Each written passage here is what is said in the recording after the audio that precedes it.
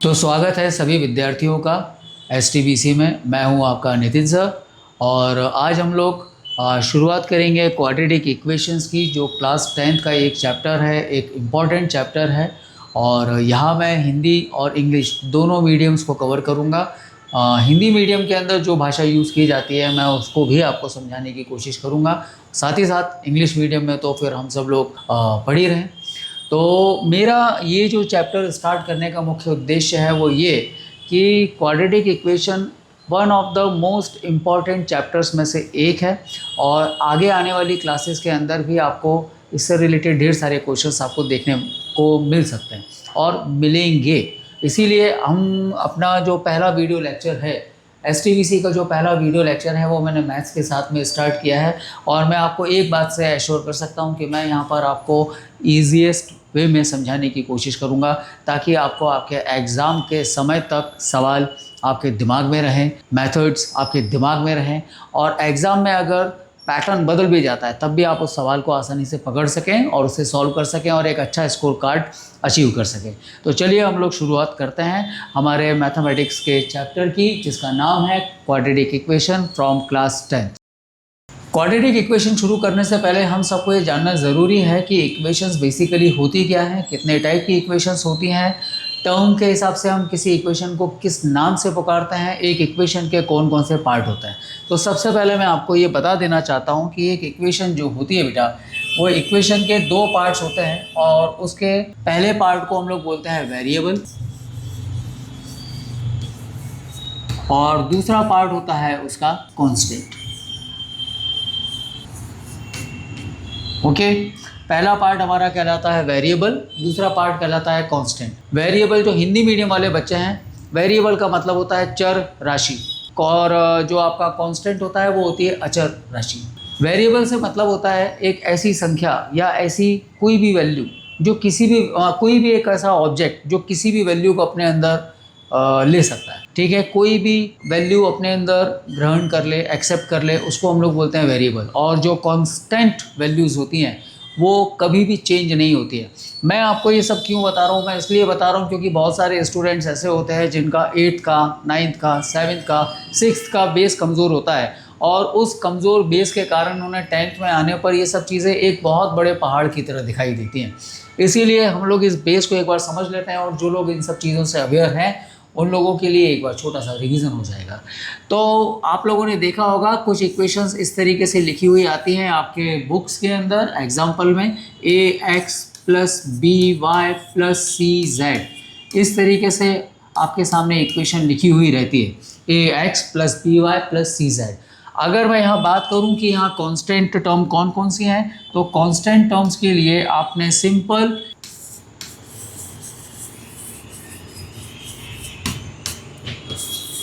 Constant terms हमारी हो जाएंगी यहाँ पर a, b एंड c। और किसी भी इक्वेशन के अंदर जो कांस्टेंट टर्म होती है वो संख्याओं के रूप में लिखी होती है।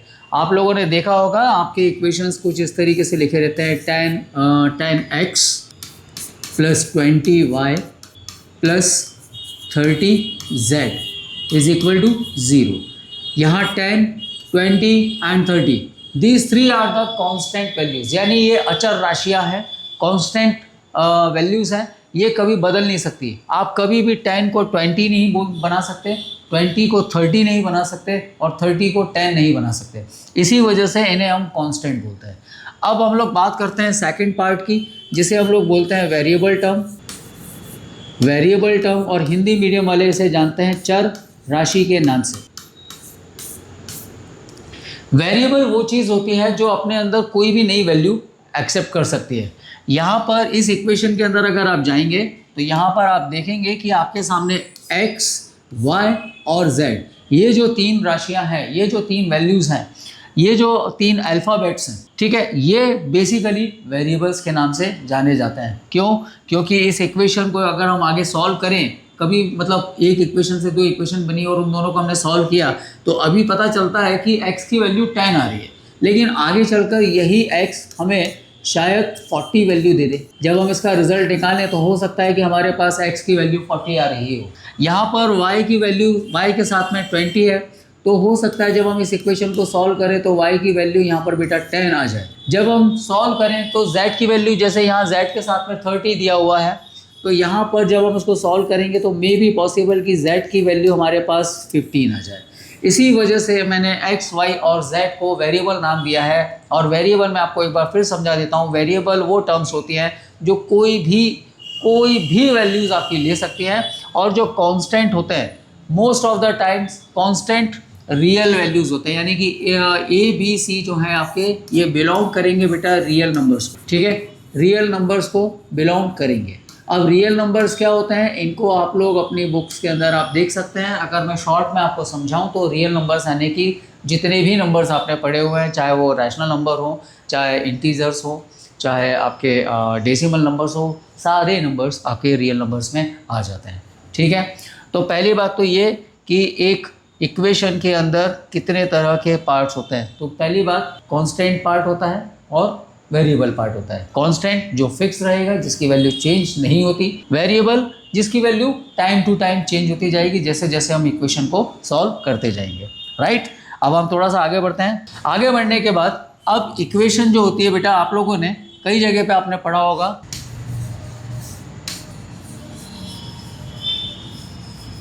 पॉलिनोमियल्स, फिर आपने पढ़ा हुआ है बाइनोमियल्स, फिर आपने पढ़ा हुआ है ट्राइनोमियल्स, और एक आपने पढ़ा हुआ है मोनोमियल्स। अब बेसिकली ये सब चीज़ें हैं क्या? एक इक्वेशन इन्हीं सब शब्दों से मिलकर बनती है। एक इक्वेशन के अंदर वेरिएबल होता है, कांस्टेंट होता है, ये हमें मालूम पड़ गया। लेकिन वेरिएबल और कांस्टेंट कितने हैं उसके आधार पर एक इक्वेशन, यानी कि on the base of the variable number of variables and constant, उसके आधार पर हम एक इक्वेशन को हम ये नाम देते हैं। जैसे अगर मैंने एक इक्वेशन लिखी, मान लीजिए ए एक्स, ठीक है, ए एक्स इज इक्वल टू 0। यहाँ पर अगर आप ध्यान से देखेंगे तो सिर्फ आपको एक कांस्टेंट दिखाई दे रहा होगा और एक वेरिएबल आपको x दिखाई दे रहा है। तो यहाँ पर नंबर ऑफ टर्म्स कितने हैं बेटा? नंबर ऑफ टर्म्स है यहाँ पर सिंगल 1। ऐसी कोई भी इक्वेशन जिसमें नंबर ऑफ टर्म्स केवल एक हो उसे हम लोग बोलते हैं मोनोमियल, उसे हम लोग बोलते हैं मोनोमियल। याद रखिएगा, अगर किसी इक्वेशन में सिर्फ एक टर्म आ रही है तो उसे मोनोमियल बोलेंगे।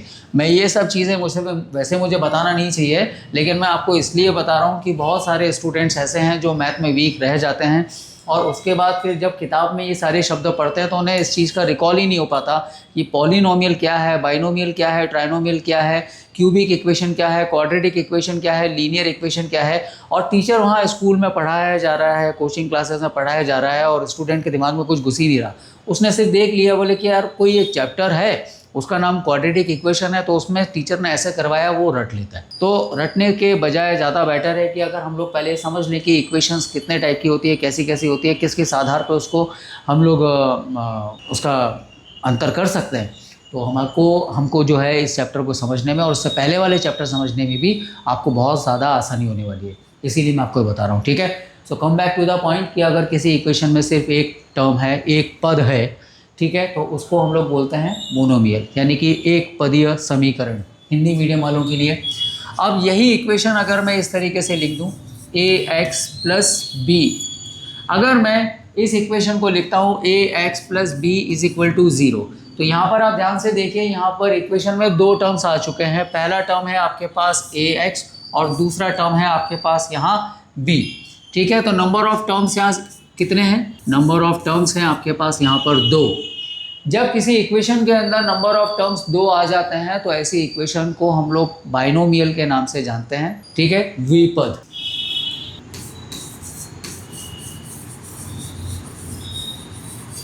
Binomial, okay. तो हम लोग उस ऐसी इक्वेशन को बाइनोमियल के नाम से बुलाते हैं। यहाँ मैं आपके सामने संख्या के रूप में भी लिख देता हूँ, जैसे कि यहाँ पर अगर मैं 10x इज इक्वल टू 0, ये एक स्टैंडर्ड एग्जांपल है इसका।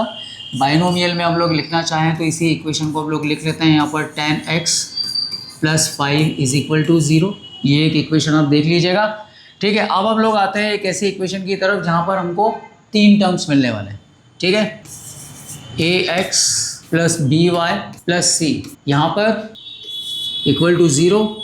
ध्यान से देखिए, 3 टर्म्स आ गए आपके पास, ए एक्स बी वाई एंड सी। जब किसी इक्वेशन के अंदर 3 टर्म्स आ जाते हैं तो जनरली हम उसे ट्राइनोमियल बोलते हैं, लेकिन यहाँ पर अभी एक गेम होने वाला है।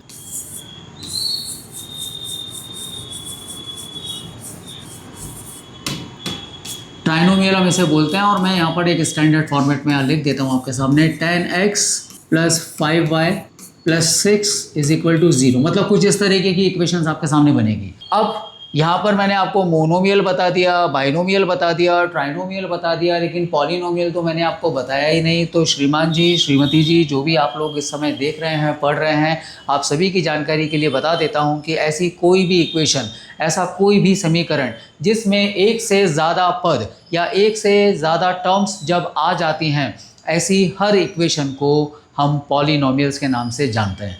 यानी पॉली का मतलब होता है मैनी और मियल्स का मतलब होता है टर्म्स। ओके, तो आपके पास जो 2 टर्म वाली इक्वेशन यानी बाइनोमियल आई थी, वो अपने आप में एक पॉलिनोमियल है। ये जो यहाँ पर जहाँ पर आपके पास 3 टर्म्स आ गए थे यानी कि ट्राइनोमियल, ये भी आपका एक पॉलिनोमियल है। ठीक है, तो polynomial is nothing when a equation has more than 1 term.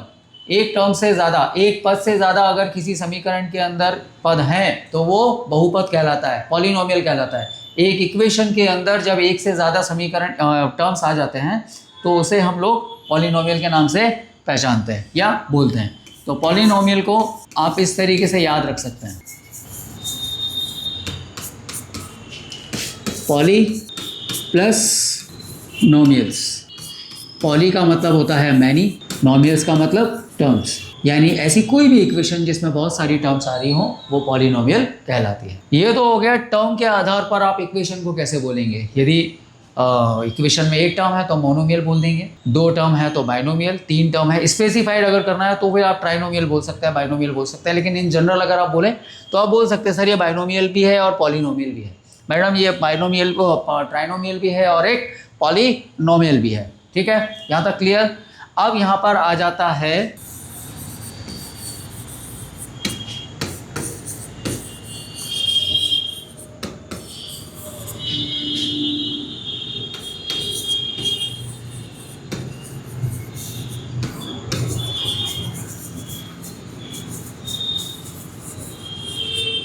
Equations का डिफरेंशिएशन करना, डिफरेंस निकालना, sorry, on the basis of powers या एक्सपोनेंट। इक्वेशन के ऊपर पावर्स लगी होती हैं, उन पावर्स के आधार पर भी हम इक्वेशन को अलग अलग तरीके से बांटते हैं बेटा। ठीक है, एक इक्वेशन के ऊपर पावर लगी होती है, किसी के ऊपर पावर नहीं दिखती है, किसी के ऊपर 2 होती है, किसी के ऊपर 3 होती है, किसी के ऊपर 4 होती है। ठीक है, यहाँ पर हम लोग 2 और 3 से अपना काम चला लेंगे, उसके आगे का आपको 11 12 में काम आएगा। अभी हाल फिलहाल जितने से आपका काम चल रहा है आप उतने से ही अपना काम चलें। ठीक है, जैसे मैंने यहाँ पर एक इक्वेशन आपके सामने लिखा, ax plus b is equal to 0। यहाँ पर आप ध्यान से देखिए, अच्छा ये जो पावर लगी होगी ये हमेशा वेरिएबल के ऊपर लगी होगी। ठीक है, ये जो पावर आपकी लगी होगी वो हमेशा वेरिएबल के ऊपर लगी होगी। मैं यहाँ लिख देता हूँ on the basis of power और एक्सपोनेंट्स ऑन वेरिएबल्स। यहाँ पर हम लोग देख लेते हैं, तो ये पावर हमारी कहाँ लगी होंगी, हमेशा वेरिएबल के ऊपर लगी हुई आएंगी। इस इक्वेशन में आप ध्यान से देखिए, ax प्लस बी, ये मैंने एक इक्वेशन यहाँ पर डिक्टेट करी है, लिखिए। इस इक्वेशन में आपको पावर दिखाई दे रही होगी, पावर यहाँ कुछ भी नहीं है। तो जिनको मालूम है बहुत अच्छी बात है, जिनको नहीं मालूम है तो मैं बता देता हूँ, जब किसी वेरिएबल के ऊपर कोई भी पावर नहीं होती है तो वहाँ बाय डिफ़ॉल्ट पावर 1 मानी जाती है। ठीक है, तो यहाँ पर बेटा पावर, हाईएस्ट पावर कितनी है, हाईएस्ट पावर इस इक्वेशन के अंदर वेरिएबल की है 1। और जब किसी भी इक्वेशन में हाईएस्ट पावर 1 होती है, किसी भी इक्वेशन की हाईएस्ट पावर 1 होती है, ऐसी इक्वेशन को लीनियर इक्वेशन कहा जाता है। ठीक है, ऐसी इक्वेशन को लीनियर इक्वेशन कहा जाता है।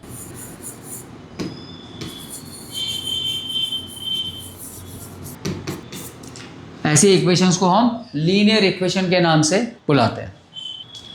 हिंदी मीडियम वालों के लिए मैं एक बार बता देता हूँ कि अगर कोई समीकरण आपके पास लिखा हुआ है और उसमें जो चर राशि है, चर राशि के ऊपर यदि कोई भी घात ना लिखी हो, कोई भी घात ना लगी हो, तो ऐसे चर, ऐसे समीकरण के अंदर घात हम 1 मानते हैं। और ऐसे कोई भी समीकरण जिसमें घात, अधिकतम घात 1 हो, ऐसे समीकरण को रेखीय समीकरण भी कहते हैं, ठीक है, लीनियर इक्वेशन बोलते हैं। इसी के साथ अब हम आगे बढ़ते हैं। जब हम आगे देखें, एक सेकेंड, हाँ, अगर हमारे पास यहाँ पर एक और इक्वेशन हम ले लेते हैं, ax² plus bx plus c is equal to 0।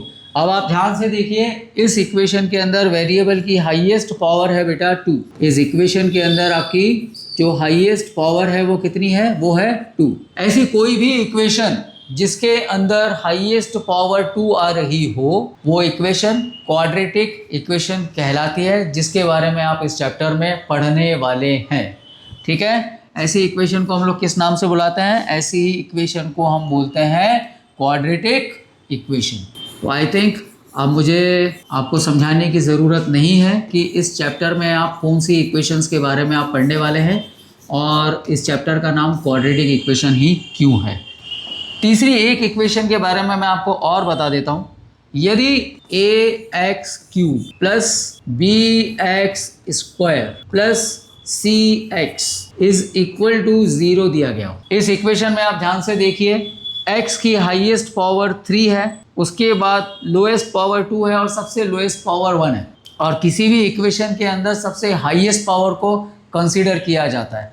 तो यहाँ हम लोग अगर गौर करें तो यहाँ पर आपकी हाईएस्ट पावर बेटा 3 है, इसीलिए इस इक्वेशन को हम लोग क्यूबिक इक्वेशन भी बोलते हैं। इसकी हाईएस्ट पावर आपके पास 3 है और इस इक्वेशन को आप बोलेंगे क्यूबिक इक्वेशन। तो इस तरीके से आप अपनी इक्वेशंस को आइडेंटिफाई करेंगे। जिन लोगों को ये सारी की सारी टर्म्स मालूम थी उनको मेरा बहुत बहुत धन्यवाद। जिन बच्चों को ये सब चीज़ें नहीं मालूम थी तो मेरा अनुरोध है, मेरी रिक्वेस्ट है, 5 मिनट वीडियो को पॉज कीजिए, दोबारा से पहली वाली स्लाइड पे जाइए, थोड़ा सा पीछे जाइए 1-2 मिनट, पूरा एक बार फिर से पढ़िए, वीडियो स्लाइड्स को देखिए, ध्यान से पूरा वीडियो देखिए, आपको पूरे के पूरे कॉन्सेप्ट क्लियर हो जाएंगे बेटा। क्योंकि अगर ये सब चीज़ें आपके दिमाग में नहीं हैं तो यकीन मानिए पूरा का पूरा 10th का मैथमेटिक्स आपके दिमाग से यूं निकल जाएगा। क्योंकि हमें मालूम होना चाहिए कि हम कौन सी इक्वेशन यूज़ कर रहे हैं, उसको हम कैसे सॉर्ट करेंगे, उसका रिज़ल्ट किस तरीके से निकलेगा। चाहे आप ट्रिग्नोमेट्री में चले जाएँ, वहाँ पर भी कई जगह आपके पास ऐसी टर्म्स आ रही होंगी। आप एरिया में चले जाएँ, वहाँ पर आपको मिल जाएगा। पॉलिनोमियल में आप देख लीजिएगा, ठीक है। उसके बाद फिर आपका 3D ज्योमेट्री आ जाता है, उसके अंदर आप एक बहुत सारे चैप्टर्स हैं जहाँ पर सारी इक्वेशंस ही बेस्ड होती हैं। ओके, ये तो हो गया हमारा पावर के आधार पर, यानी on the basis of powers हम किस तरीके से अपनी इक्वेशंस को हम डिफरेंशिएट कर सकते हैं। दूसरा, टर्म्स के आधार पर। तीसरा, एक इक्वेशन में कितने पार्ट्स होते हैं, जो कि हमने अभी हमने देखा। एक इक्वेशन में कितने पार्ट होते हैं, कॉन्स्टेंट पार्ट होता है और एक वेरिएबल पार्ट होता है। इसके अलावा एक और कंडीशन होती है जिस आधार पर आप अपनी इक्वेशन को डिफाइन करेंगे, ठीक है। एक और कंडीशन होती है जिसके आधार पर आप अपनी इक्वेशन को डिफाइन करेंगे, वो होगी वेरिएबल्स की। कि एक इक्वेशन के अंदर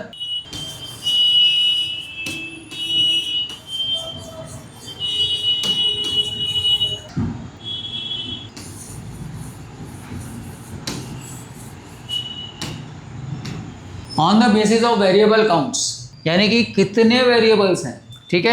आई एम सॉरी, मैं थोड़ा सा कलर चेंज कर दूँ, आपको नहीं दिख रहा होगा। तो यहाँ पर अब हम लोग इस बात को ध्यान देंगे कि हमारे पास वेरिएबल्स कितने हैं। एक ही तरीके का वेरिएबल है या 2 अलग अलग वेरिएबल हैं या 3 अलग अलग वेरिएबल हैं, देख लेते हैं, ठीक है। और इससे रिलेटेड चैप्टर आपके पास है linear equation in 1 variable, linear equation in 2 variables. ऐसे ढेर सारी कॉन्सेप्ट्स हैं मैथमेटिक्स के अंदर जहाँ पर आपको अलग अलग तरीके से सॉल्व करना पड़ता है, ठीक है। इसीलिए ये चीज़ भी आप लोग समझ लीजिए। तो सबसे पहला मैं एक इक्वेशन आपके सामने लिख रहा हूँ बेटा, उस इक्वेशन को देखिएगा। यहाँ पर मैं अब नंबर के हिसाब से लिखता हूँ, ठीक। 10x plus 10x² plus 5x plus 6 is equal to 0। इसमें हमें ध्यान देने लायक बात यह है कि क्वाड्रेटिक इक्वेशन है, ये आपको समझ में आ गया होगा क्योंकि हाईएस्ट पावर यहाँ पर 2 है। आपने आराम से इसको आइडेंटिफाई कर लिया कि मैं कौन सी इक्वेशन लिखा है। मैंने लिखा है यहाँ पर आपके सामने क्वाड्रेटिक इक्वेशन, ठीक है। तो आपने ये डिफाइन कर लिया। लेकिन अभी मैं पूछ रहा हूँ कि ये किस टाइप की है, मतलब वेरिएबल के अकॉर्डिंग इस इक्वेशन को हम क्या नाम दें। तो अगर वेरिएबल के हिसाब से देखें तो आप यहाँ पर दोनों टर्म्स को ध्यान से देखिए। 10 के साथ में जो वेरिएबल है वो भी x है, 5 के साथ में जो भी वेरिएबल है वो भी x है। अंतर सिर्फ इतना है कि 10 के साथ में जो x है वहाँ पावर आपका स्क्वायर है और यहाँ पर आपका 1 है। तो जब एक ही तरीके का वेरिएबल किसी इक्वेशन में चलता है बेटा, एक ही तरीके का वेरिएबल जब एक इक्वेशन में चलता है तो उसको हम बोलते हैं इक्वेशन ऑफ वन वेरिएबल। ठीक है, इक्वेशन ऑफ वन वेरिएबल, ये बात आप याद रखिएगा। मैं अभी आपको और भी लिख कर दिखा रहा हूँ, equation of one variable. For example ये तो मैंने आपके सामने लिखा था क्वाड्रेटिक इक्वेशन। अब हम लोग यहाँ पर एक लीनियर इक्वेशन लिख लेते हैं, 10x + 5 = 0। ठीक है, अब यहाँ पर आप देखेंगे तो हाईएस्ट पावर आपके सामने आ रही है 1, वेरिएबल की हाईएस्ट पावर, वेरिएबल है यहाँ पर x की हाईएस्ट पावर है 1, इसीलिए ये इक्वेशन कैसी हो गई, ये इक्वेशन हो गई आपके पास लीनियर। ठीक, इसे हम बोलेंगे लीनियर इक्वेशन। लेकिन लीनियर इक्वेशन अगर वेरिएबल के टर्म्स में आपसे पूछी जाए तो आप क्या बताएंगे, आप बोलेंगे कि linear equation of one variable, क्योंकि यहाँ पर सिर्फ एक ही वेरिएबल है। ओके, तो ये भी आपका कौन सा इक्वेशन हो गया बेटा, वन वेरिएबल का इक्वेशन आपका कहलाएगा। ये भी आपका linear equation of one variable कहलाएगा। इसी के साथ में एक और इक्वेशन हम लोग लिख कर देख लेते हैं, cubic equation, 3x³ + 5x² + 6x। अच्छा, ये इक्वेशन मैं सिर्फ मन से लिख रहा हूँ, आपको एग्जांपल देने के लिए लिख रहा हूँ, तो इसमें कैलकुलेशन करने के लिए मत बैठ जाइएगा कि सर ये इक्वेशन गलत है या सही है। This is just for an illustration, ताकि आप ये समझ सकें कि वन वेरिएबल क्या होता है, linear equation, cubic equation, quadratic equation क्या होती है। ठीक है, तो यहाँ पर मैंने क्यूबिक इक्वेशन को नोट डाउन किया है और हाईएस्ट पावर यहाँ पर बेटा 3 है, तो इस हिसाब से आप यहाँ पर बोल देंगे कि ये इक्वेशन, पहली बात तो क्यूबिक इक्वेशन है। ठीक है, ये इक्वेशन आपकी कैसी है, ये आपका क्यूबिक इक्वेशन है, ये बात आपको यहाँ समझ में आ गया। इसके बाद में अगर आपसे पूछा जाए कि ये वन वेरिएबल इक्वेशन है या टू वेरिएबल है, तो यहाँ पूरे इक्वेशन में आप ध्यान से देखिए, 3 के साथ में भी सिर्फ x है, 5 के साथ में भी x है, 6 के साथ में भी x है, तो ये आपका फिर से बन गया बेटा वन वेरिएबल। अगर किसी इक्वेशन में सिर्फ एक ही टाइप का वेरिएबल रन कर रहा है तो ऐसी इक्वेशन को वन वेरिएबल इक्वेशन बोलेंगे, भले ही वो क्यूबिक हो, क्वाड्रेटिक हो, लीनियर हो। हिंदी मीडियम वालों को एक बार फिर बता दे रहा हूँ, अगर रेखीय समीकरण है तो, द्विघात समीकरण है तो, और त्रिघात समीकरण है तो, अगर उसमें एक ही तरह की चर राशि विद्यमान है, एक ही तरह की चर राशि का वहाँ पे उपयोग किया गया है, यानी x। हालांकि हिंदी मीडियम वालों को मैं जितनी शुद्ध हिंदी बोल रहा हूँ इतनी शुद्ध हिंदी की उनको ज़रूरत पड़ती नहीं है, वो भी जानते हैं वेरिएबल क्या होता है, लेकिन मैं फिर भी आपको बता दे रहा हूँ क्योंकि आपकी किताबों में चर और अचर राशियाँ ऐसे ही लिखी होती है। ठीक है, तो अगर एक ही तरीके की वेरिएबल लिखी हुई है बेटा तो वो वन वेरिएबल कहलाएगी। ओके, अब मैं आ जाता हूँ यहाँ पे equations of two variables.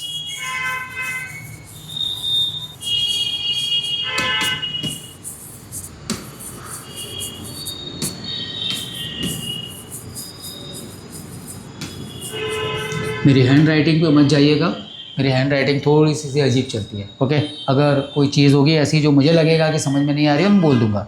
Equations of two variables, अब ऐसी इक्वेशंस जैसे ax by + c = 0, पहली ये है मेरे पास इक्वेशन 1। दूसरी equation ax² + by + c = 0, equation number 2। Third में यहाँ लिख देता हूँ ax³ + by² + c = 0, ये हो गया मेरा इक्वेशन नंबर 3। ठीक है, ये हो गया इक्वेशन नंबर 3। अब ध्यान से देखें, आप पहली वाली इक्वेशन को हम लोग थोड़ा सा आइडेंटिफाई करने की कोशिश करते हैं on the base of its type. Okay, पहली बात तो यहाँ हाईएस्ट पावर कितनी है बेटा वेरिएबल्स की, 1। लीनियर इक्वेशन हो गया, इतना अपने को क्लियर होना चाहिए। ठीक है, कलर चेंज कर लेते हैं थोड़ा सा ताकि हमको आसानी रहे समझने में। यहाँ पर हाईएस्ट पावर है बेटा 1। ठीक है, चाहे यहाँ देखो चाहे यहाँ देखो, हाईएस्ट पावर आपकी 1 आ रही है। यहाँ पर आपके सामने इक्वेशन क्या हो गई, लीनियर इक्वेशन हो गई। अब हमें कंसीडर करना है इसके वेरिएबल्स, तो क्या दोनों तरफ एक जैसे वेरिएबल्स हैं क्या, ना। एक a के साथ में x आ रहा है, b के साथ में y आ रहा है, यानी कि यहाँ दो तरह के वेरिएबल्स प्रेजेंट हैं। ठीक है, जब दो तरह के वेरिएबल्स बेटा प्रेजेंट होते हैं तो ऐसी इक्वेशन को हम लोग बोलते हैं इक्वेशन ऑफ टू वेरिएबल्स। ये लीनियर इक्वेशन है, तो लीनियर इक्वेशन उसको हम बोलेंगे linear equation of two variables. Okay, मैंने वेरिएबल को शॉर्ट में लिखा है, देख लीजिएगा। सेकेंड इक्वेशन आती है, यहाँ पर हाईएस्ट पावर आइडेंटिफाई कीजिए। यहाँ पर हाईएस्ट पावर इक्वेशन की है बेटा 2। इट इज़ वेरी क्लियर कि ये क्वाड्रेटिक इक्वेशन है, लेकिन क्वाड्रेटिक इक्वेशन के साथ ही साथ हमको ये भी देखना है कि इसमें वेरिएबल्स एक तरीके के यूज़ किए गए हैं या एक से अलग तरीके के, एक से ज़्यादा और दो अलग अलग यूज़ किए गए। एक्स और वाई क्वाड्रेटिक इक्वेशन है और दो अलग अलग वेरिएबल्स की है। लिख दीजिए, सिंपल आंसर आपको मालूम है। Quadratic equation of two variables. Same यहाँ देखिए, यहाँ पर हमारे पास highest power of the equation है 3, यानी कि क्यूबिक हो गया। क्यूबिक के बाद दो अलग अलग तरीके के वेरिएबल्स यहाँ यूज़ किए गए हैं।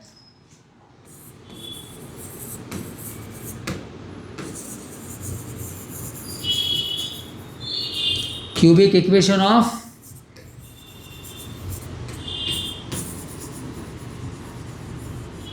Two variables. हालांकि ऐसी इक्वेशन आपको देखने को मिलने वाली नहीं है, आपका काम केवल यहाँ से यहाँ तक होगा।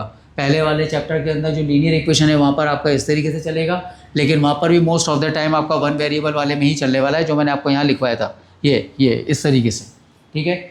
और यहाँ पर हम लोगों को ax + by इस तरीके की क्वाड्रेटिक इक्वेशन आपको यहाँ पर देखने को मिलने वाली है। तो आई थिंक कि यहाँ तक का पार्ट आपके दिमाग में बहुत अच्छी तरीके से क्लियर हो गया होगा। इक्वेशंस क्या होती हैं, कैसी होती हैं, कितने कितने टाइप की होती हैं। अच्छा, एक क्वेश्चन मैं आपसे पूछना चाह रहा हूँ, बताइएगा मुझे कमेंट में जब आप ये वीडियो देखें कि ये जो पार्ट आपने अभी देखा, ये वाला जो पार्ट हम यहाँ देख रहे हैं, ये यानी कि ये वाली इक्वेशन, ये वाली इक्वेशन और ये वाली इक्वेशन, क्या ये तीनों पॉलिनोमियल्स हैं या नहीं हैं? ये लीनियर इक्वेशन है, टू वेरिएबल्स है, ओके। ये क्वाड्रेटिक इक्वेशन है, टू वेरिएबल्स है, ओके। वो क्यूबिक इक्वेशन है, टू वेरिएबल्स है, is that okay? But my question is, are these equations can be considered as a polynomial और not? The answer is yes, क्योंकि एक से ज़्यादा टर्म्स यहाँ पर आ गई हैं, तो इनको हम जनरल भाषा में पॉलिनोमियल भी बोलते हैं, ठीक है। तो ये पॉलिनोमियल्स हैं, पॉलिनोमियल हैं। अब सबसे इम्पॉर्टेंट बात आती है कि एक इक्वेशन कब कहलाती है। थोड़ा सा वेट कर लीजिए, थोड़ा सब्र कर लीजिए, क्योंकि अगर आप सब्र करके ये चीज़ समझ लेंगे तो शायद आपका ये चैप्टर, इससे पहले वाले सारे चैप्टर्स आपको बहुत अच्छे तरीके से क्लियर होंगे। मेरा इस चैप्टर को शुरू करने का कुछ खास रीज़न है, जब मैं थोड़ा सा आगे वीडियोस बनाऊंगा, आगे चैप्टर हम बढ़ाएंगे, तब मैं आपको बताऊंगा कि मैंने क्वाड्रेटिक इक्वेशन से मैंने ये चैप्टर क्यों, वीडियो लेक्चर अपना पहला क्यों स्टार्ट किया। ओके, चलिए अब यहाँ पर हम लोग समझने की कोशिश करते हैं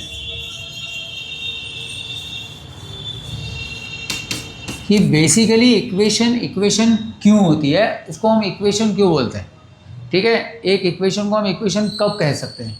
मैंने तो कोई भी चीज़ मैंने यहाँ लिख दी, ये लो, मैंने यहाँ पर ऐसे में लिख दिया ax लिख दिया, यहाँ पर मैंने ax² लिख दिया, यहाँ पर मैंने ax³ लिख दिया, प्लस bx² लिख दिया, प्लस cx लिख दिया, ये लिख दिया, ठीक। इधर मैं एक और चीज़ लिखने की कोशिश करता हूँ, ax² plus by plus c is equal to, sorry not is equal to, केवल इतना हम लोग लिखते हैं। उसके बाद फिर हम लोग यहाँ पर एक और लिखने की कोशिश करते हैं बेटा, ax³ प्लस by²। ये मैंने कुछ यहाँ पर टर्म्स लिखे हैं। क्या मैं अभी इनको इक्वेशन बोल सकता हूँ? क्या मैं इनको अभी इक्वेशन बोल सकता हूँ? अभी मैं सिर्फ इनको एक फंक्शन बोल रहा हूँ, ठीक है। मान लेता हूँ कि ये मेरे पास एक फंक्शन दिया गया, मैथमेटिक्स का एक फंक्शन है। हर टर्म जो आपके सामने लिखी है, मोनोमियल, ट्राइनोमियल, बाइनोमियल, तो इसको मैंने एक फंक्शन का नाम दे दिया, ठीक है, कि ये फंक्शंस हैं। यानी f(x) = ax भी हो सकता है, ax² भी हो सकता है, ax³ plus bx² plus c हो सकता है, साथ ही साथ ax² plus by plus c भी हो सकता है, plus f(x) = ax³ plus by² भी हो सकता है, ठीक है। मैंने इतना बोला, लेकिन क्या ये अभी एक इक्वेशन है? तो इसका आंसर है नो। कोई भी फंक्शन तभी इक्वेशन कहलाता है बेटा जब उसको हम ज़ीरो के इक्वल लिख सकें, ठीक है। जब हम उसको ज़ीरो के इक्वल लिखते हैं तभी वो फंक्शन हमारा एक इक्वेशन में कन्वर्ट हो जाता है। अब जब मैंने यहाँ पर f ऑफ x को बेटा 0 के इक्वल लिख दिया, तो अब मेरे ये सारे फंक्शंस इक्वेशन कहलाएंगे। हाउ, देखें, ax is equal to 0, now it is an equation.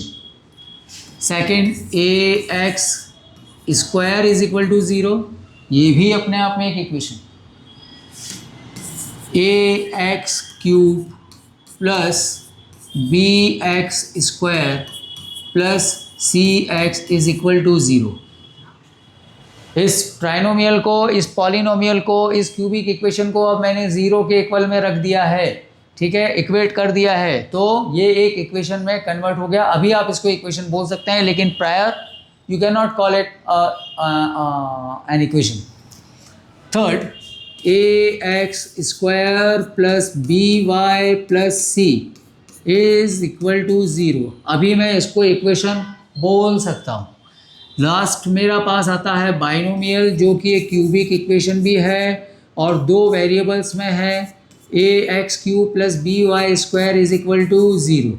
अभी ये इक्वेशन बन गया है। So always remember, a function can be called an equation when it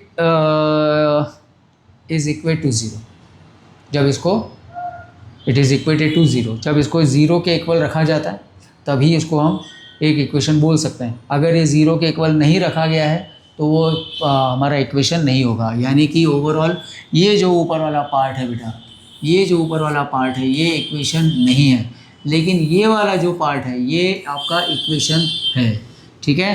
तो हमेशा याद रखिएगा कि अगर कोई फंक्शन f ऑफ x, जिसमें बहुत सारी टर्म्स हो सकती है, एक सिंगल टर्म हो सकती है, दिया हुआ है, अगर वो 0 के बराबर रखा गया है, उसको 0 से इक्वल किया गया है, इक्वेट किया गया है, तभी आप उसे क्या नाम देंगे कि yes we have an equation. Okay, और इस चैप्टर में अब हम आते हैं अपने टॉपिक की तरफ, और इस चैप्टर में हमें कुछ इस तरह की इक्वेशंस पढ़ने को मिलने वाली हैं। ax स्क्वायर प्लस bx भी हो सकता है plus c is equal to 0, ऐसी इक्वेशंस भी देखने को मिल सकती हैं।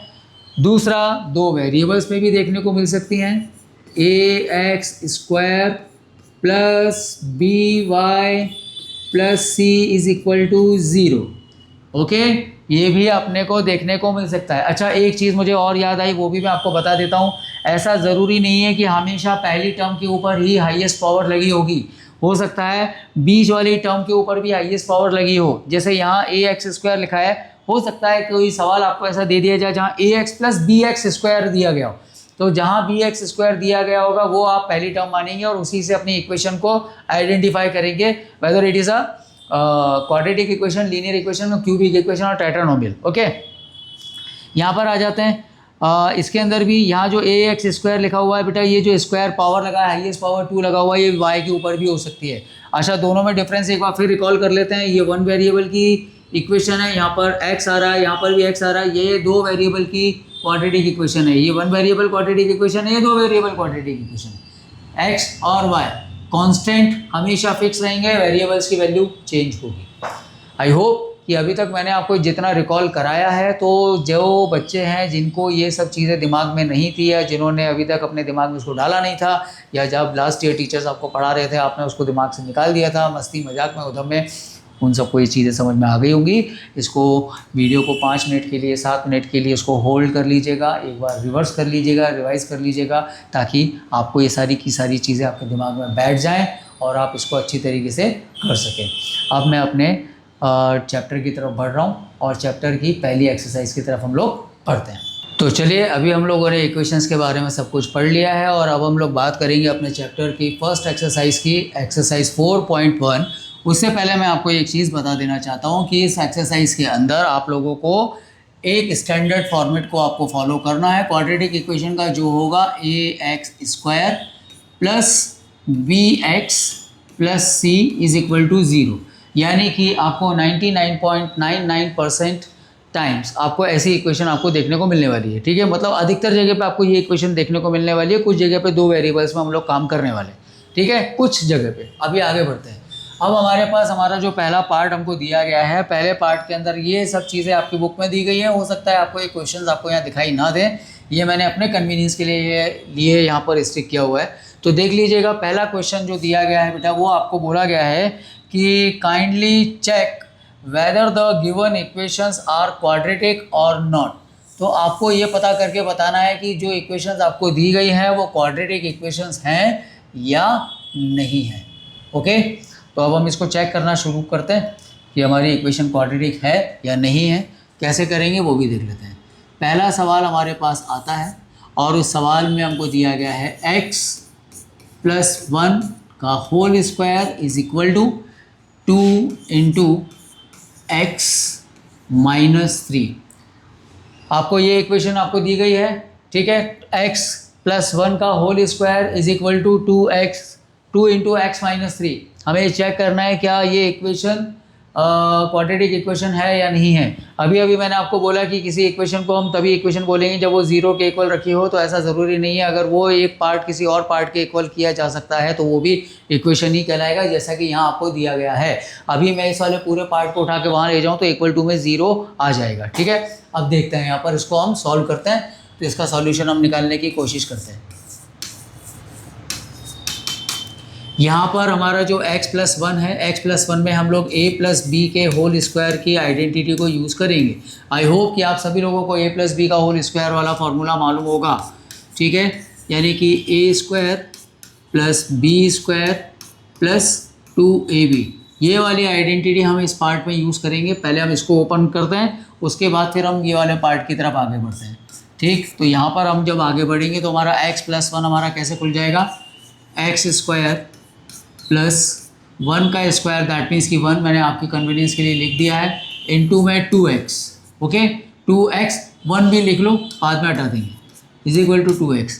अब जब ये वाला पार्ट हमने सॉल्व कर लिया है तो अभी राइट हैंड साइड वाले यानी RHS को सॉल्व कर लेते हैं। 2 का मल्टीप्लाई अंदर ब्रैकेट में करें, 2x - 2 3 6, ठीक है। हमारे पास LHS वाला पार्ट भी एक्सपेंड हो गया और RHS वाला पार्ट भी हमारा एक्सपेंड हो चुका है। आगे देखते हैं, आगे हम लोग और क्या क्या कर सकते हैं वो भी हम लोग कर लेते हैं। अब यहाँ पर x² + 1 + 2x, क्योंकि 1 के ऊपर कितनी भी पावर लगी हो 1 ही हो जाता है, और 1 वहाँ मल्टीप्लाई में लिखने का मतलब नहीं है क्योंकि डिजिट हमको वापस वही मिल जाती है। आगे हमारे पास दिया हुआ है यहाँ पर 2x - 6। अब हम एक काम करने वाले हैं, ये जो पूरी की पूरी टर्म है आपकी 2x + 6 वाली, इस पूरी की पूरी टर्म को मैं लेफ़्ट हैंड साइड की तरफ ट्रांसपोज कर दूंगा। ओके, लेफ़्ट हैंड साइड की तरफ ट्रांसपोज कर दूंगा, यानी कुछ इस तरीके से x² + 1 + का 2x। यहाँ पर ये जो 2x, अभी इसके आगे कोई साइन नहीं लगा हुआ है, you know very well that ये पॉजिटिव है, उधर जाएगा ट्रांसपोज होगा लेफ्ट हैंड की तरफ, नेगेटिव हो जाएगा, माइनस का 2x। ये 6 यहाँ माइनस का है, LHS की तरफ जाएगा, ट्रांसपोज हो जाएगा और उसका साइन चेंज हो जाएगा। और यहाँ पर जो 2x - 6 हमने इधर उठाया, इधर जो स्थान खाली, जगह खाली हुई, आई एम सॉरी, जो जगह खाली हुई यहाँ पर आ जाएगा हमारा 0। आप ध्यान से देखें, आप ये बन गया कि नहीं इक्वेशन, बन गया कि नहीं इक्वेशन वापस से। मैंने आपको जैसा बोला था कि कोई भी फंक्शन जब तक 0 के इक्वल में नहीं रखा जाएगा वो इक्वेशन नहीं कहलाएगा। देखो वापस हम 0 के इक्वल आ गए, ठीक। अब हम यहाँ पर हम इसको सॉल्व करने की कोशिश करते हैं बेटा। तो ये प्लस का 2x है और ये माइनस का 2x है, इसको हम कर देते हैं कैंसिल आउट, ठीक है। अब हमारे पास केवल कांस्टेंट टर्म बची और एक x² बचा। यहाँ पर हमारे पास आंसर आ गया x² + 7, x² + 7 is equal to 0। अब इसका आंसर आप खुद देंगे कि ये एक क्वाड्रेटिक इक्वेशन है या नहीं है, ठीक है। ये एक क्वाड्रेटिक इक्वेशन है या नहीं है। Obviously it is a quadratic equation. आपको आराम से दिख रहा होगा कि यहाँ पर वेरिएबल है, वेरिएबल के साथ में आप कांस्टेंट नहीं लिखा हुआ है। जब कांस्टेंट नहीं लिखा होता तो हमको मालूम है वहाँ पर 1 कंसीडर कर लेते हैं, यानी 1.x² + 7। मैंने एक इसी टाइप की क्वाड्रेटिक इक्वेशन आपको लिखकर दिखाई थी, ax² + b is equal to 0। तो ये क्वाड्रेटिक इक्वेशन है या नहीं है। तो हमारा पहला क्वेश्चन का आंसर है yes, it is a quadratic equation. समझ में आया आपको? पहला वाला आंसर हमारा क्या है कि कि yes it is a quadratic equation. चलें इसी के बाद में हम लोग सेकंड वाला पार्ट करने की कोशिश करते हैं। इसी का जो सेकंड पार्ट है, सेकंड पार्ट में हमको दिया गया है बेटा एक्स स्क्वायर माइनस का 2x, थोड़ा सा जल्दी करेंगे, इज इक्वल टू माइनस का 2 इंटू में 3 माइनस एक्स। सबसे पहली बात, यहाँ पर हमारे पास सॉल्व करने के लिए कुछ नहीं है, अभी हम इसको छेड़छाड़ नहीं करते हैं, इसको एज इट इज़ रहने देते हैं। इस वाले पार्ट में यानी कि RHS में हम लोग थोड़ा बहुत छेड़छाड़ कर सकते हैं, इसलिए उसी को पहले सॉल्व करते हैं। तो एक्स स्क्वायर माइनस का 2x हम यहाँ एज इट इज़ रहने देते हैं। RHS की तरफ बढ़ते हैं, -2 का मल्टीप्लाई पहले 3 के साथ करेंगे तो हो जाएगा माइनस का 6, -2 का मल्टीप्लाई माइनस के x के साथ में करेंगे तो प्लस का 2x। ओके, ये आपके पास इक्वेशन आपका कुछ इस तरीके से बन गया, एक -6 + 2x और इधर एक्स स्क्वायर माइनस 2x। अब जैसा कि हमने पिछले सवाल में किया था, इस पूरे पार्ट को उठा के आप इस तरफ ट्रांसपोज कर दीजिए, RHS की पार्ट को LHS में ट्रांसपोज कर देते हैं। चलें आगे बढ़ते हैं। यहाँ हमारे पास एक्स स्क्वायर प्लस माइनस का 2x हमको ऑलरेडी गिवन है, माइनस का 6 यहाँ बना था, इस -6x को आप उधर ले जाएंगे तो ये हो जाएगा हमारे पास प्लस का 6, ये प्लस का 2x है, उधर ले जाएंगे ट्रांसपोज करेंगे तो ये हो जाएगा माइनस का 2x और इज इक्वल टू में 0। ध्यान से देखिए, फिर से हमारे पास एक इक्वेशन तैयार हुई कि नहीं हुई? यस, हमारे पास एक इक्वेशन तैयार हो गई। अब यहाँ पर काटापीटी करने के लिए कुछ है क्या? यहाँ काटापीटी करने के लिए तो कुछ नहीं है, लेकिन जोड़ा जाड़ी करने के लिए बहुत कुछ है। एक्स स्क्वायर हमारे पास एज इट इज़ रहेगा भाई, एक्स स्क्वायर को हम एज इट इज़ रखे रहेंगे अपने पास, ठीक है। यहाँ पर एक्स स्क्वायर हमारा एज इट इज़ रहेगा, माइनस का 2x और माइनस का 2x जब हम जोड़ेंगे तो ये हो जाएगा बेटा माइनस का 4x और प्लस का 6 इज इक्वल टू 0। ये तो बिल्कुल एज इट इज़ आपके स्टैंडर्ड फॉर्मेट में आ गया कि नहीं आ गया? तो ये तो ऑब्वियसली ये जो सेकंड वाला क्वेश्चन है ये आपका एक क्वाड्रेटिक इक्वेशन है, ये आपका क्वाड्रेटिक इक्वेशन यहाँ है। थर्ड वाले पार्ट को हम सॉल्व करने की कोशिश करते हैं and we will check whether it is a quadratic equation और नॉट। ट्राई करेंगे, ठीक है। मेरे साथ साथ आप लोग भी ट्राई करते चले जाओ। सवाल मैं यहाँ लिखता हूँ, कलर चेंज कर लेते हैं हम लोग इनका, तो इससे हमको थोड़ी सी सुविधा रहेगी। तीसरे नंबर का सवाल ये रहा, जो मैं वाइट कलर में लिख रहा हूँ ये आपका थर्ड नंबर का है। ओके, x-2 और x+1, x-2 इंटू में x+1 is equals to x-1 और x+3। ये हमारे पास हमको सवाल हमारा दिया हुआ है बेटा।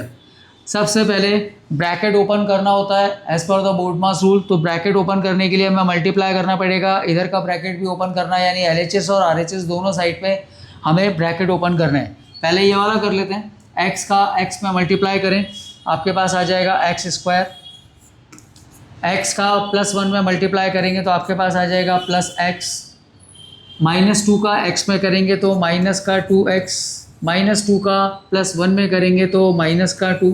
चलें आगे बढ़ते हैं, इज इक्वल टू लगाते हैं, x का x में करते हैं बेटा तो एक्स स्क्वायर, फिर x का +3 में करते हैं तो ये हो जाएगा हमारे प्लस का 3x, माइनस का x में करेंगे -1 का तो माइनस का x, -1 का +3 में करेंगे तो माइनस का 3। अब यहाँ पर हम लोगों को एक छोटा सा काम करना है और इस प्रॉपर्टी को याद रख लीजिए। वैसे तो आप लोगों को मालूम होगा, अगर नहीं मालूम है तो मैं बता देता हूँ। अगर बीच में इज इक्वल टू का साइन हो और LHS और RHS दोनों तरफ एक जैसी टर्म्स आ रही हो तो वो कैंसिल आउट हो जाती हैं। अब ध्यान से देखें यहाँ पर आप, और अगर इसमें भी कंफ्यूजन हो रहा हो, यानी कि मेरा कहने का मतलब है कि यहाँ पर भी एक्स स्क्वायर है और यहाँ पर भी एक्स स्क्वायर है और बीच में इज इक्वल टू का साइन लगा है तो हम इसको कैंसिल आउट कर सकते हैं, तो हमारा सवाल यहीं से ख़त्म हो जाएगा। यानी कि जब हाईएस्ट पावर स्क्वायर वाला कोई टर्म बचा ही नहीं तो वो क्वाड्रेटिक इक्वेशन है भी नहीं। लेकिन अगर आपको ये कन्फ्यूज़न हो रहा हो कि यार मैं करूं या नहीं करूं, तो आपने कुछ नहीं करना है, आपको ये वाली जो RHS की टर्म है बेटा पूरी इधर ट्रांसपोज आप कर लो। मैं आपको वो वाली मेथड से करके दिखा देता हूँ। यहाँ पर हम लोग लिखते हैं हमारा एक्स स्क्वायर प्लस का x, ओके, -2x और यहाँ दिया हुआ है माइनस का 2। मैं थोड़ा छोटा लिख रहा हूँ क्योंकि जगह के कारण।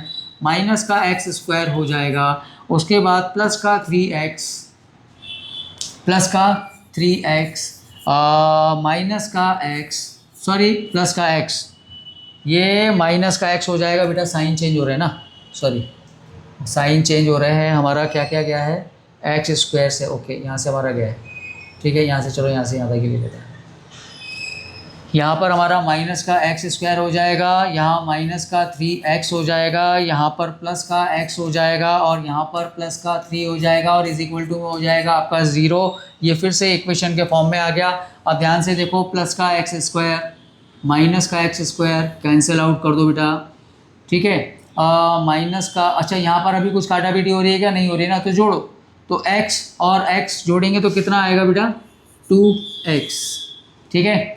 माइनस का 2x और माइनस का 3x कितना हो गया भाई मेरे, माइनस का 5x, माइनस का 2 और प्लस का 3 यानी कि प्लस का 1 बचा आपके पास, इज इक्वल टू में 0। अभी ये माइनस का 5x और प्लस का 2x भी माइनस हो जाएगा, तो यहाँ आपके पास बचेगा माइनस का 3x और प्लस का 1। अब ध्यान से देखें आप, जो आपका फाइनल आंसर आया है, क्या इसके अंदर आपको हाईएस्ट पावर किसी भी वेरिएबल की, यानी किसी भी, क्या आप बचाइए एक है, क्या x की पावर आपको 2 दिखाई दे रही है, क्या नहीं दिखाई दे रही है। तो इसका मतलब है कि आपके पास दिया हुआ सवाल क्वाड्रेटिक इक्वेशन में लाए नहीं करता है। ये वाला सवाल आपके पास क्वाड्रेटिक इक्वेशन में लाए उस कैटेगरी में नहीं आता, क्योंकि क्वाड्रेटिक इक्वेशन में आने के लिए हाईएस्ट पावर 2 होना चाहिए, ठीक है। यानी पहला सवाल, दूसरा सवाल हमारे पास था। अब हम आगे बढ़ते हैं। अब हमारे पास आ जाता है चौथे नंबर का सवाल।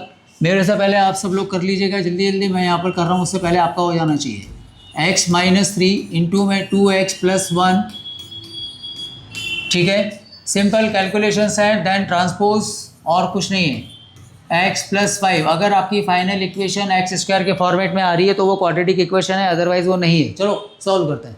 तो यहाँ पर हमको दिया गया है, जो सवाल दिया गया है उस सवाल में हम लोग जा रहे हैं। पहले हमें ब्रैकेट ओपन करना है, दोनों ही तरफ के LHS और RHS के हम लोग उससे शुरुआत कर लेते हैं। x का मल्टीप्लाई 2x में कीजिए भाई, तो यहाँ पर आपके पास हो जाएगा 2x स्क्वायर, x का 1 में करेंगे तो यहाँ हो जाएगा x माइनस 3 इंटू माइनस का 6x माइनस का 3, ओके। ये हो गया हमारा LHS सॉल्व। अब हम जाते हैं RHS की तरफ। x का मल्टीप्लाई x में करेंगे तो हो जाएगा x स्क्वायर, x का 5 में करेंगे तो यहाँ हो जाएगा x 5x, ओके। यहाँ तक की कहानी हमें क्लियर होनी चाहिए। सिंपल, कुछ भी नहीं किया है, ब्रैकेट ओपन किए हैं, एक दूसरे के साथ मल्टीप्लाई कर कर। अगली टर्म में RHS को आप LHS में लेकर आइए, यानी ट्रांसपोज कर दीजिए। कर लेते हैं। तो यहाँ दोबारा से सवाल लिखते हैं बेटा, 2x स्क्वायर प्लस का x माइनस का 6x, अच्छा प्लस x और माइनस 6x है तो इसको भी हम यहीं के यहीं रिड्यूस कर लेते हैं, यानी कि हमारे पास बचेगा माइनस का 5x। ये भी अपने को ध्यान रखना है कि अगर LHS में अगर हमारा कोई चीज़ शॉर्ट हो रहा है उसको और शॉर्ट कर लें। तो 2x स्क्वायर माइनस का 5x माइनस का 3x स्क्वायर इधर आ जाएगा बेटा तो माइनस का हो जाएगा, और प्लस का 5x इधर आएगा तो माइनस का 5x हो जाएगा, और ये चला गया इज इक्वल टू 0। देखो फिर से आपका इक्वेशन फॉर्मेट में वो आ गया। जैसे ही इक्वेशन फॉर्मेट में आ गया फिर काटापीटी करना शुरू करो, आपको आसानी से दिख रहा है 2x स्क्वायर में से एक x स्क्वायर गया तो बचा हमारा x स्क्वायर, माइनस का 5x और माइनस का 5x ऐड हो जाएगा बेटा तो माइनस का 10x, माइनस का 3 सिंपल बच रहा है, माइनस का 3 इज इक्वल टू 0। ध्यान से देखें, क्या हाईएस्ट पावर इस इक्वेशन के अंदर 2i है? Yes, we got the highest power as 2। हमारे पास हमारा क्वाड्रेटिक इक्वेशन सेटिस्फाई होता है, यानी कि सवाल नंबर 4 भी आपका क्वाड्रेटिक इक्वेशन है, ठीक है। कोई भी इक्वेशन अगर आप जब सॉल्व करें और उसका फाइनल रिजल्ट आपका हाईएस्ट पावर 2 यानी क्वाड्रेटिक फॉर्मेट में आ जाए तो वो क्वाड्रेटिक इक्वेशन कहलाएगा। इसका अगला सवाल देखते हैं बेटा। अगला सवाल है हमारे पास, अगले सवाल के लिए हम लोग इंक चेंज कर लेते हैं, इंक चेंज कर लेते हैं। चलो सवाल नंबर 5, ठीक है। ये हमको दिया गया है 2x माइनस 1 x माइनस का 3 is equal to x plus का 5 इंटू में x माइनस का 1, ओके। सबसे पहले हमें जो काम करना है ब्रैकेट हटाना है, क्योंकि बोर्ड मास के रूल को फॉलो करना पड़ेगा। हटाते हैं, और हटाने के लिए आपस में मल्टीप्लाई होगा। 2x का x में करें, 2x स्क्वायर 2x का 3 में करें माइनस का 6x -1 का x में करें माइनस का x -1 का -3 में मल्टीप्लाई करें प्लस का 3। ओके, बहुत अच्छी बात है। आगे बढ़ते हैं, RHS की तरफ जाते हैं। x का x में मल्टीप्लाई करते हैं तो आता है हमारे पास x स्क्वायर, x का -1 में करते हैं तो माइनस का x, 5 का x में करते हैं तो प्लस का 5x। ओके, 5 का -1 में करते हैं तो माइनस का 5। यहाँ तक की कहानी क्लियर हो गई। अब मैंने आपको बताया था कि अगर किसी इक्वेशन को और ज़्यादा रिड्यूस किया जा सकता है, शॉर्ट किया जा सकता है तो कर लीजिए। जैसे यहाँ पर -6x और माइनस का x 7x हो जाएगा, यहाँ प्लस 5x और माइनस x प्लस का 4x हो जाएगा। इक्वेशन शॉर्ट हो रही है, कर लो। यहाँ पर इसको इधर ले लेते हैं और शॉर्ट कर लेते हैं, तो ये हो गया आपके पास 2x स्क्वायर और यहाँ -6x और x माइनस का 7x और प्लस का 3 is equal to x square, ठीक है, और प्लस का 4x माइनस का 5। नेक्स्ट टर्म के अंदर हमें क्या करना है, हमारे LHS वाले पार्ट को ट्रांसपोज करना है। RHS वाले पार्ट को ट्रांसपोज करना है LHS की तरफ। मैं LHS पार्ट को बोल रहा था, कर सकते हो LHS को भी ले जाओ, चाहो तो इसको उधर ले जाओ, इधर 0 आ जाएगा, उसको इधर ले आओ, इधर 0 आ जाएगा। ओके, मैं RHS को LHS में शिफ्ट करता हूँ, ट्रांसपोज करता हूँ। 2x स्क्वायर माइनस का 7x प्लस का 3 माइनस का x स्क्वायर माइनस का 4x प्लस का 5 is equal to 0, is equal to 0। बन गया इक्वेशन। ओके, अब इस वाले पार्ट को हम लोग सॉल्व करेंगे, जो हमें करना है, जो कि करने के बाद ही हमारा रिजल्ट आएगा। 2x स्क्वायर में से एक x स्क्वायर घटाइए भाई, तो आपके पास बचता है यहाँ पर, यहाँ पर आपके पास बचता है, आपके पास क्या, x स्क्वायर। 7x और 4x दोनों ही माइनस के हैं, ऐड हो जाएंगे, माइनस का 11x।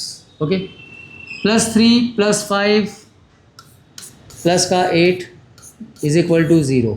क्या ये इक्वेशन एक क्वाड्रेटिक इक्वेशन है? थोड़ा सा ध्यान से देखो और बताओ इसको कि ये क्वाड्रेटिक इक्वेशन है या नहीं है। Very simple, highest power of the variable is 2, that is why we can call it as a quadratic equation. Okay, तो ये वाला भी आपका यहाँ सेटिस्फाई होता है। ध्यान रखिएगा, शॉर्टकट पे मत जाना। अगर कभी सवाल में उलझ जाओ ना तो कुछ नहीं करो, सिंपल कैलकुलेशन ओपन करते चले जाओ।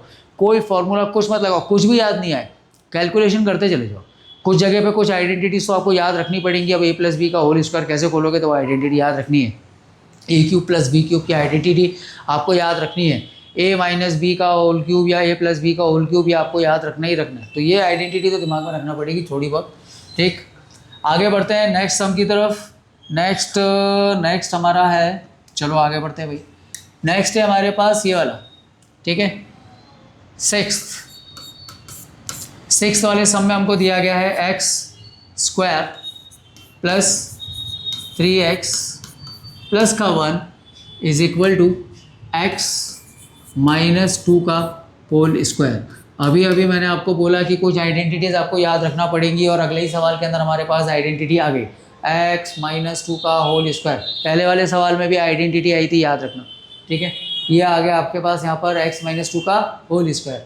इसको तो हमें ओपन अप करने की कहीं ज़रूरत ही नहीं है, क्योंकि ये तो अपने आप में एक क्वाड्रेटिक इक्वेशन है, उसको अभी हम नहीं छेड़ेंगे, ना उसके फैक्टर बनाने। खुली हुई है, ज़्यादा अच्छा है। अब फैक्टर हमें आगे बनाना बनाएंगे। इसको ओपन करते हैं, ठीक है। तो यहाँ हो जाएगा हमारे पास x स्क्वायर प्लस का 3x प्लस का 1, ओके, इज इक्वल टू, इसको हम a माइनस बी का होल स्क्वायर वाली आइडेंटिटी अप्लाई करते हैं। x स्क्वायर प्लस का 4 माइनस का 2x, 2 into 2x, 2 into 2x यानी कि 4x करते हैं सीधे, ठीक है, 2ab। ओके, ये हो गया। अभी नेक्स्ट क्या करने का है ना, इस वाले को भी हम ज़्यादा कोई शॉर्ट नहीं कर सकते, रिड्यूस नहीं कर सकते। RHS को LHS की तरफ ट्रांसपोज मार दो। x स्क्वायर प्लस का 3x प्लस का 1 माइनस का x स्क्वायर प्लस माइनस का 4 प्लस का 4x इक्वल्स टू में चला जाएगा आपका 0। काटा पीटी कुछ हो रही है क्या? प्लस का एक्स स्क्वायर माइनस का एक्स स्क्वायर, भाई साहब आपका एक्स स्क्वायर ही वाला टर्म ही ख़त्म हो गया, तो सवाल ही ख़त्म हो गया। यानी कि यहीं से आप पहचान सकते हो कि आपका ये वाला सवाल क्वाड्रेटिक है ही नहीं, क्योंकि अगर इक्वेशन में हाईएस्ट पावर 2 वाली टर्म ही चली गई तो फिर वो क्वाड्रेटिक बची ही नहीं। और हमसे यही तो पूछा है कि यह इक्वेशंस आपकी क्वाड्रेटिक है या नहीं है। ओके, तो आपके पास जो आपका 6th नंबर का सम था वो आपका क्वाड्रेटिक नहीं था। इसके अलावा मैं नेक्स्ट वाला आपको बता रहा हूँ, 7th और 8th आपके लिए है। मैं आपको आइडेंटिटी बता दे रहा हूँ, उसमें कौन सी आइडेंटिटी लगनी है। वहाँ पर आपको बोला गया बेटा x+2 का होल क्यूब, यहाँ पर आप a+b का होल क्यूब वाला फॉर्मूला लगा दीजिएगा, जो कि होता है a³ + b³ + 3a² + 3ab²। ठीक है, ये आइडेंटिटी लगाकर इसका LHS ओपन कीजिएगा। इसी तरीके से आगे की तरफ RHS वाला पार्ट ओपन कीजिएगा और देखिएगा क्या यहाँ पर कहीं आपको क्वाड्रेटिक पार्ट मिल रहा है। अगर मिल जाए तो ये दोनों सवाल आपके क्वाड्रेटिक इक्वेशन में होंगे, नहीं मिलता है तो वो नहीं होंगे। ओके, बढ़ते हैं अगले सवालों की तरफ। तो चलिए आगे बढ़ते हैं और आखिरी के 2 सवाल ख़त्म करते हैं और हमारी एक्सरसाइज 1 ख़त्म हो जाएगी। ठीक है, अब आपके पास जो आखिरी सवाल 2 दिए गए हैं उनमें से एक सवाल है रोहन और उसकी मदर के बारे में, और उसमें बोला गया है कि रोहन की जो प्रेजेंट एज है और उसकी मदर की जो एज है वो रोहन से 26 ईयर्स ओल्ड ज़्यादा है। ठीक है, और आज से 3 साल बाद रोहन की जो एज होगी और रोहन की मदर की जो एज होगी, उनका यदि हम प्रोडक्ट करें, मल्टीप्लाई करें, तो वो हमें रिज़ल्ट देगा 360 डिग्री। आपको इस कंडीशन को फॉलो करना है और उस कंडीशन के आधार पर आपको एक क्वाड्रेटिक इक्वेशन ड्रॉ कर देनी है। ठीक है, तो शुरुआत करते हैं। सबसे पहले आपको यहाँ पर जो चीज़ आपको नहीं दी गई है उसी को आप x मानना। यहाँ पर मदर के बारे में आपको डिटेल दिया गया है कि मदर की एज रोहन की एज से 26 साल ज़्यादा है, लेकिन रोहन के बारे में जानकारी नहीं दी गई है। तो ऐसे सवालों में हमेशा याद रखिएगा कि आपको अननोन क्वांटिटी को ही x मान के चलना है। तो यहाँ पर भी हम मान लेंगे let wait a minute,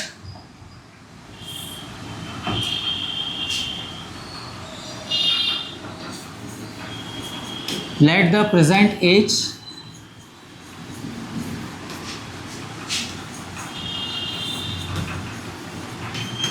of Rohan be x years। ठीक है, रोहन की प्रेजेंट एज हम मान लेते हैं x ईयर्स। अब अगर रोहन की एज x ईयर्स है तो हमको ये भी बोला गया है कि रोहन की जो प्रेजेंट एज है उससे उसकी मदर की एज 26 साल ज़्यादा है। देन मदर की एज कितनी हो जाएगी बेटा? Then mother's age is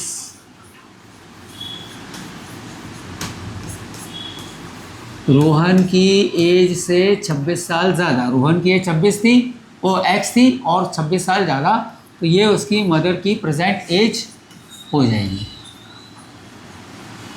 okay, अब हमको बोला गया है कि the product of their edges 3 years from now. आप सवालों में एक बात याद रखिएगा, अगर आपको नाउ लिखा है 3 ईयर्स फ्रॉम नाउ या 3 ईयर्स हैंस तो प्लस होगा। अगर 3 ईयर बिफोर लिखा आता है तो आपको वहाँ पर माइनस करना है। ठीक है, 3 ईयर हैंस या नाउ आएगा, आपको हमेशा प्लस करना है, यानी आगे बढ़ना है। तो 3 ईयर्स फ्रॉम नाउ का मतलब है कि 3 साल बाद। सो अब यहाँ पर हम लिखेंगे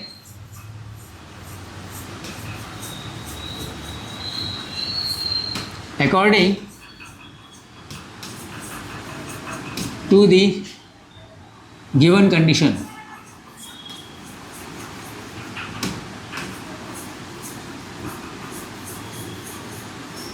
हमें गिवन कंडीशन क्या है? सबसे पहली कंडीशन है 3 साल बाद।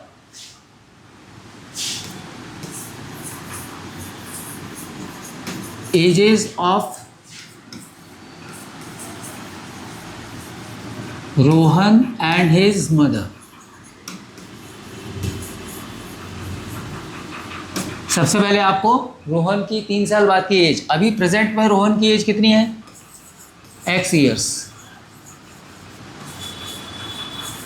तो 3 साल बाद कितनी हो जाएगी बेटा? x में 3 साल और जोड़ दो, कितनी हो जाएगी? x + 3 years. और मदर की प्रेजेंट एज कितनी है रोहन की? x plus 26। तो आज से 3 साल बाद रोहन की मदर की एज कितनी हो जाएगी? सिंपल है, जो प्रेजेंट एज है x प्लस 26 उसमें भी 3 साल और जुड़ जाएंगे। Am I correct? तो यहाँ हो जाएगा हमारे पास x प्लस 29 ईयर्स, राइट। अब हमको बोला गया है अनदर कंडीशन। हमारी तीसरी कंडीशन क्या है बेटा?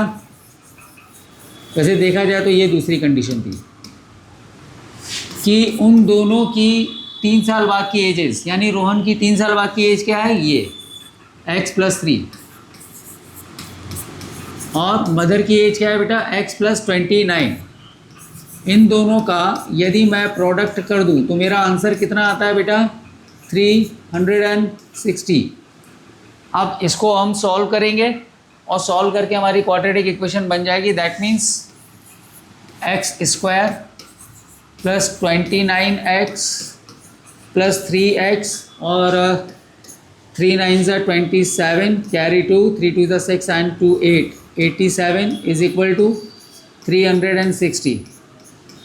इसको सॉल्व कर लो बेटा, इसको इस तरफ ले आओ, इनको ऐड कर दो। So x square plus 32x plus का 87 माइनस का 360 is equal to 0। So whatever the answer you will get which that is your quadratic equation. ये आपको इतना सॉल्व कर लेना है। आई होप कि सवाल समझ में आया होगा। ऐसे सवालों में आपको ये बात ध्यान रखना है कि जो अननोन क्वांटिटी होती है हमेशा उसी को x या y मानकर चलेंगे, ठीक है। आगे बढ़ते हैं। अगला सवाल बेटा हमको दिया गया है। अगर सवाल समझ में ना आया हो तो वीडियो को पॉज करके 2 बार 3 बार देख लीजिएगा, ठीक है। अगला सवाल हम करते हैं। अ train travels at a distance of 480 kilometre, ठीक है। एक ट्रेन जो है वो 480 किलोमीटर चलती है एक यूनिफॉर्म स्पीड पे।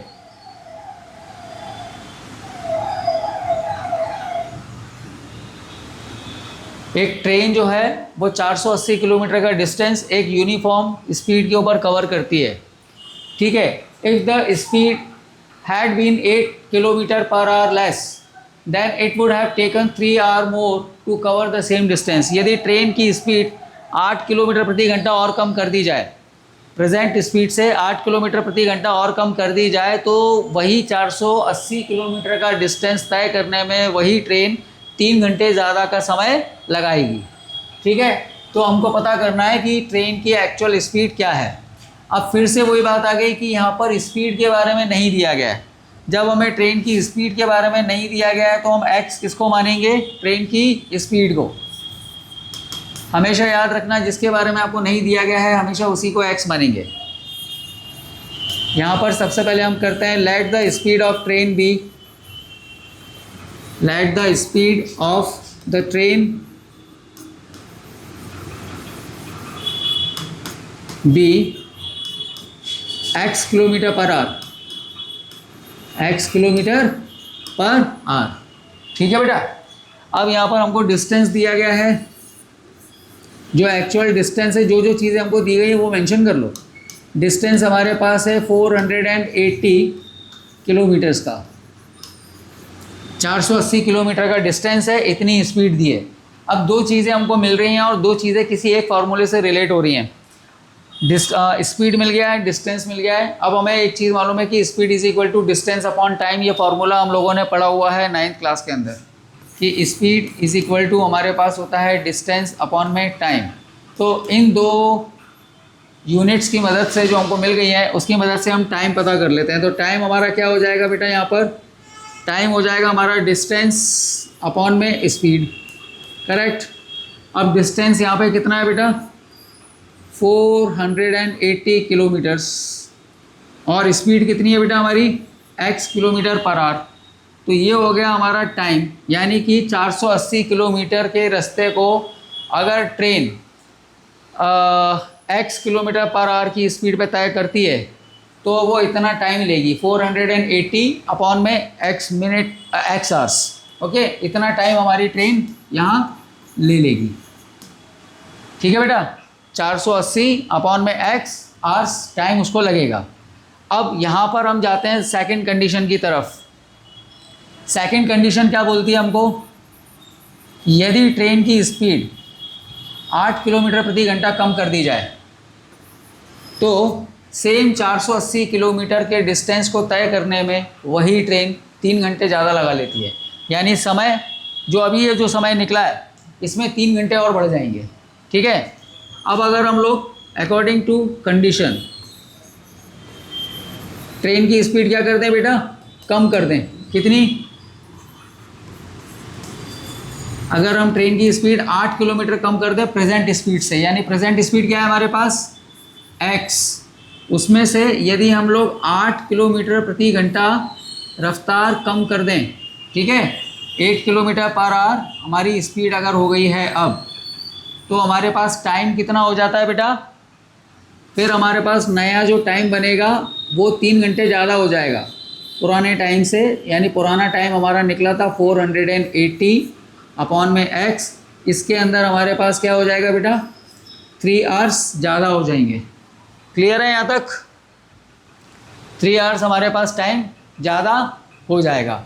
अब यहाँ पर ध्यान से देखो, यहाँ पर हमारे पास ये हो गया स्पीड, ठीक है, ये हमारे पास हो गई स्पीड और ये हो गया हमारे पास time.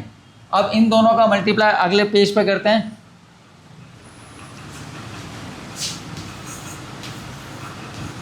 Because we have to draw a quadratic equation. Speed into time is equal to होता है बेटा डिस्टेंस। ठीक है, हमारी जो नई स्पीड है वो नई स्पीड कितनी आई है हमारे पास, x -8 किलोमीटर पर आवर। और जो टाइम निकल के आया है नया वो क्या निकल के आया है बेटा, वो निकल के आया है 480 अपॉन में x, और उसमें 3 घंटे ज़्यादा, पुराने समय से 3 घंटे ज़्यादा। जब ये दो चीज़ें मिलती हैं तो डिस्टेंस टोटल हमारा फिक्स ही है, डिस्टेंस तो कांस्टेंट ही है 480। अब हम इस इक्वेशन को सॉल्व कर लेते हैं तो हमारे पास आंसर आ जाएगा। पहले अंदर का यहाँ का एलसीएम ले लो बेटा।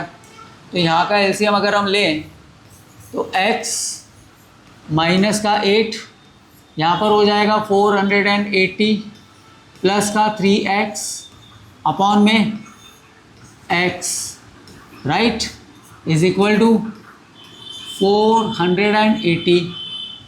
ठीक है सर, अब ऊपर वाला जो x -8 है इसका यहाँ मल्टीप्लाई कर दीजिए। चलो यहाँ पर मल्टीप्लाई भी कर लेते हैं। यहाँ आपके पास आएगा 480x प्लस का 3x स्क्वायर, फिर हम लोग 8 का 48 में करते हैं तो -0, 8 8 का 64, कैरी 6, 8 4 का 32 एंड 6 38, 3840। 8 का 3x में करते हैं तो माइनस का 24x आ गया आपके पास, अपॉन में कितना आ गया बेटा, यहाँ पर x चल ही रहा था और इक्वल टू में 480 आपके पास था, इक्वल टू में 480 आपके पास था। इस 480 को आप उधर भेज दो। ठीक है, तो यहाँ पर हमारे पास कितने हो गए बेटा, 480x plus 3x square minus 3840 minus 24x is equal to 480x। अब एक बात आपको याद रखनी है, जिनको पता है बहुत अच्छी बात है, जिनको नहीं पता है कि अगर इक्वल टू का साइन लगा हो और LHS में और RHS में एक जैसी क्वांटिटी हो तो वो कैंसिल आउट हो जाती हैं। ठीक है, और अगर वो भी नहीं करना है, उसमें भी कन्फ्यूज़न है, तो 480 को इधर ले आओ तब भी माइनस हो जाएगी वो। तो यहाँ पर मैं वैसे ही करके आपको बता दे रहा हूँ। 3x स्क्वायर माइनस का 24x माइनस का 3840 प्लस का 480x और माइनस का 480x, माइनस का 480x, ये वाले को इधर हमने ट्रांसपोज किया और ये हो गया 0। अब ध्यान से देखो, माइनस और प्लस का 480x कैंसिल हो गया, तो आपके पास जो आपकी इक्वेशन बची है वो क्या बची है, 3x² माइनस का 24x माइनस का 3840 इज इक्वल टू 0।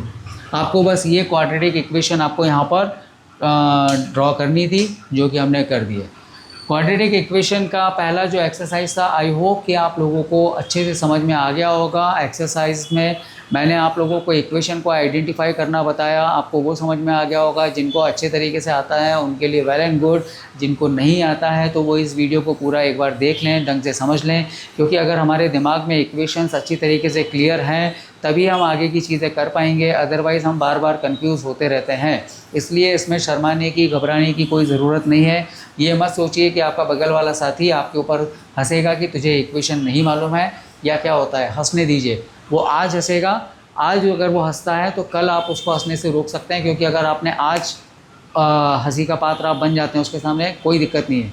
लेकिन जब मार्च में आप एग्ज़ाम देंगे तब आप कॉन्फिडेंट होंगे कि मुझे सब कुछ आता है और आपका एक अच्छा रिज़ल्ट आएगा, तब आपके ऊपर लोग हंसेंगे वो ज़्यादा अच्छा है या आज ही लोग हंसने वो ज़्यादा अच्छा है। ठीक है, अब हम इसके बाद जो मैं नेक्स्ट वीडियो लेक्चर इसका अपलोड करूँगा उसके अंदर कंटिन्यूटी में मैं आपको 2 एक्सरसाइजेस कराऊँगा। आज पहला वीडियो था तो पहले वीडियो के अंदर मैंने आप लोगों को सारी चीज़ें समझाई हैं। इस एक्सरसाइज को एक बार रिवाइज़ कर लीजिएगा। जो लोग नए हैं, वो जो खासकर कि मैथ से घबराते हैं, वो इस वीडियो को 2-2 3-3 बार देखें, आराम से समझें। और अगले वीडियो में मैं आपको बहुत जल्द मिलूँगा और एक्सरसाइज 2 जो है इसकी वो हम शुरू करेंगे। तो मिलते हैं आपसे हमारे नेक्स्ट वीडियो लेक्चर में क्वाड्रेटिक इक्वेशन के। तब तक के लिए take care, tata and bye, और अपना ध्यान रखिएगा और रिवीजन कर लीजिएगा।